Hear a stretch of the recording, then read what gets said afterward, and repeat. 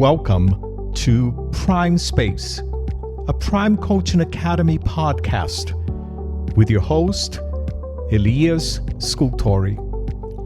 Hello, coaches. Are you feeling lonely? Are you feeling a bit out of the loop? Coaching can be a very isolating profession. We go through the excitement of coach training. We love the interaction with the members of our cohorts. We learn so much from each other. And then we conclude the program. We get our certification. We start building our practices in silence. This is a very common situation coaches go through. Even for coaches who are internal coaches or working in a pool of coaches. Especially if we are working online, we can spend a lot of time relating with our clients, connecting in that space. But when it comes to reflecting, thinking about our practices, our business development, or noticing how we are applying our skills, we oftentimes forget or minimize the importance of developing a community with other coaches. I could not do that myself. I've mentioned several times before that I credit a lot of my coaching career success to my community of coaches. I would not be here without all the coaches I met over the past decades and the lessons I learned from each one of them. I can picture quite a few of them in my head right now, and I am grateful for all of them. And I am particularly grateful for the ones that not only passed by and left a mark, but also those who continue to be a source of support and sanity for me today. Being isolated in any aspect of life is not healthy. Humans are social creatures. We need each other. And as coaches, we need other coaches.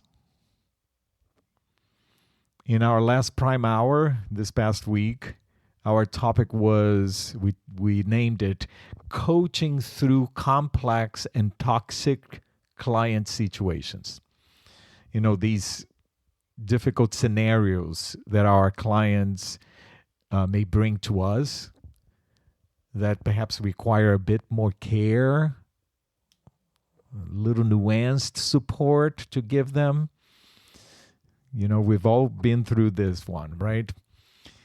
And one of the insights that the group of coaches brought up during that discussion was the crucial importance of sharing and bouncing these situations back with other coaches so we can gain more clarity and perhaps identify better ways to provide that support.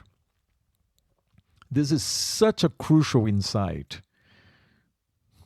How often do we just stay mulling over these cases, navel gazing, and then forgetting to utilize exactly what we are trying to provide to our clients?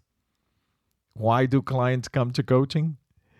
Because they want to think through their own challenges with another human being. They want that connection. It's there that they can find their insights. And we can do that too. Let's not forget that. We are also allowed to have a coach. You've heard this before. I firmly believe that for a coach, having a coach is an ethical issue. How can we so wholeheartedly advocate for the value of coaching if we don't prescribe that to ourselves? A coach needs a coach. And one of the reasons why coaches oftentimes shy away from sharing some of these situations with another coach or a mentor coach or a coach supervisor is shame. If I share this difficult situation, if I share this potentially ethical issue, I may be judged. The other coach may think less of me. I'm not good enough. And I understand that. I've been there, feeling like this other coach is thinking that I'm not competent enough, or this other coach is using my uncertainty to feel better about themselves. That happens. We're humans. And that's why I say that building a community over time, finding coaches you can trust, finding a mentor coach, coach supervisor, you can freely open your heart is foundational. And this takes time, but I encourage you to consider this foundational aspect of your practice. We cannot do this alone, and we need a robust support system to make this happen, to have a sustainable practice, to keep our skills sharpened, to see ourselves more clearly. This is what we talk about in competency number 2 in Bodies of Coaching Mindset, the reflective practice. Just this past week, one of our students at Prime Coaching Academy used our internal chat system that we have with the students to ask their cohort what they thought the value of continuing their ICF membership was. And I saw a few comments from their colleagues. You know the benefits of having an ICF membership. You can get a free website, discount when you apply for certification, discount on ICF partners, free webinars, business development tools, marketing templates, research portals, blah, blah, blah, blah, blah. There are a bunch of good perks. But what I value the most is the opportunity to connect with over 60,000 coaches around the world. This is a huge and perhaps the most important benefit for me. The discussions that we can have at ICF Engage platform or the peer coaching rounds, the community of practice. I think that nowadays they call it the member resource groups. And it's not just the ICF. There is the EMCC, the European Mentoring and Coaching Council, the IAC, the International Association of Coaching. I just came back from the Gay Coaches Alliance annual conference. I have learned so much from that group, personally and professionally. Perhaps there is another group for you that you can join and participate. And what about parallel industries? I have a good friend, a professional coach, who is very much involved with the motivational interviewing community. There is SHRM, there is ATD, perhaps a community of an assessment that you are certified in. Do not be alone. That's the bottom line here, professionally speaking.